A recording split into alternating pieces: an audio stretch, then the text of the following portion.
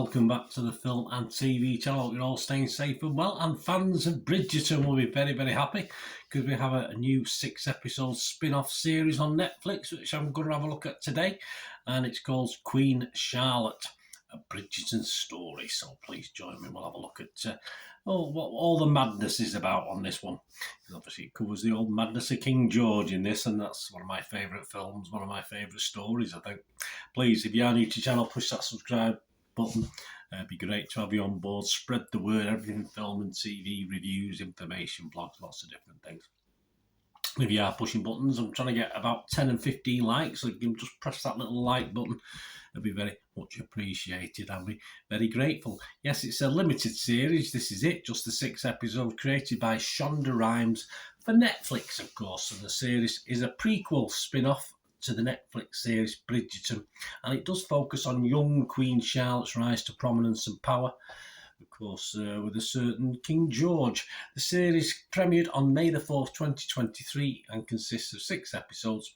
What are people thinking? Well, there's a lot of love out there for this. There's a lot of fans of Bridgerton. If you're not a fan of Bridgerton, you probably won't want to watch this. If you're a fan of Bridgerton, you probably will. Rotten Tomatoes audience, 85% positivity. Internet Movie Database, 7.4 out of 10, which is pretty good. And as I said, it's all based on Queen Charlotte, and it consists of 2 plot lines. We've got one in the present of Bridgerton, beginning 1817, with the death of the royal heir, Princess Charlotte, that causes the Queen to pressure her children to marry and produce another royal heir. The other begins in 1761 with Charlotte meeting and marrying King George, and explores their marriage and his mental illness. Best bit. Yet stars India Amatifio, Adjoa Andoa, Michelle Fairley, Ruth Gemmell, Corey Milcreast, Golda Rocheville, Arsema Thomas, Sam Clement, Freddie Dennis, Hugh Sachs, and Julie Andrews as the voice of Lady Whistledown. There you go. So, Rotten Tomatoes. What about the critics? We've had the public. The public seem to like it. The critics like it as well. So that's all good, isn't it? 51 critics on Rotten Tomatoes, 92% positivity, 7.7 out of 10. That ain't half bad. A resplendent romance, they say, between 2 of the most interesting characters in the Bridgerton saga. Queen Charlotte is a spin-off that arguably perfects the primary series formula. There you go. So it's all a formula. Metacritic, the other site we'll look at, yes, they like it as well. An average of 76 out of 100 based on 28 critics, and 23 were positive and 5 were mixed. And even the 5 that were mixed, you've got a score of 40 was the lowest, so it's not too bad, and 92 the highest. And that 40 was by Francesca Steele from the iPaper website, and she said the prequel feels rushed and a slick production, usually Bridgerton's hallmark, occasionally goes out of the window. The central romance and lack of chemistry between the central lovers is a real problem here. I didn't feel that. Milcreast is horribly miscast as the king. I'd have to disagree, Francesca. I thought he did pretty well, in fairness. The Wall Street Journal's John Anderson, he liked it a little bit more. He scored it 62. He said, the fate of Charlotte and George, as most know, has its poignant qualities, but the protracted series of scenes of eating, dressing, staring at the moon and rutting in the bedrooms has been rendered a bit more concisely. Queen Charlotte would not seem quite as overlong as its 6 episodes do. Yes, it's pretty to look at, but it does drag it out just a little bit if I have to have a criticism. The Telegraph's Anita Singh gave it 80 out of 100, said much of it's frivolous fun with a Beyonce soundtrack, but the show has an unexpected emotional pull. This monarch is Mad King George, and his mental illness is explored in sympathetic terms. The final scene had me in tears. Well, not quite in tears, but I know where she's coming from on that one. Right, my thoughts on this. Rotten Tomatoes, it's a fresh rating for me.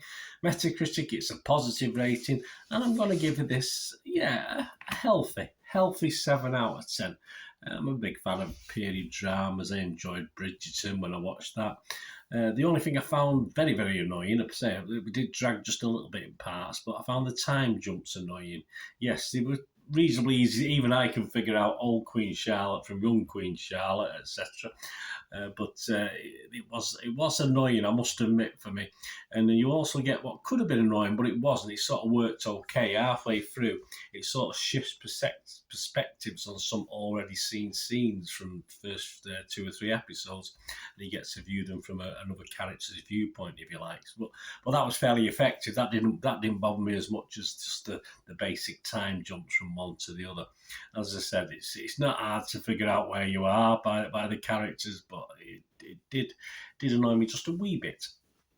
Like its sister series, it's very watchable whether you're familiar with the series or not. I think if you've not watched Bridgerton, you could watch this and then perhaps go back and watch Bridgerton as well. Say, characters crossover, etc. But you don't necessarily need to know the ins and outs of Bridgerton to watch this and enjoy it.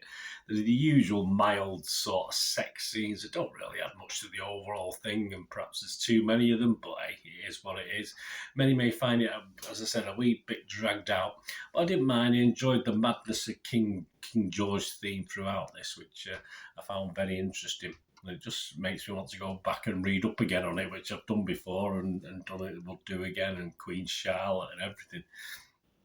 And yes, one of the critics mentioned the ending before, didn't he? And it is probably a near perfect ending as well, very sweet. And overall, it was just for me, as I say, a little bit slow at times, but it was nice to watch, so I didn't mind. A very enjoyable series in a pretty laid-back sort of way. So I enjoyed it. Let me know what you think, guys. Let me know if you enjoyed this spin-off to Bridgerton.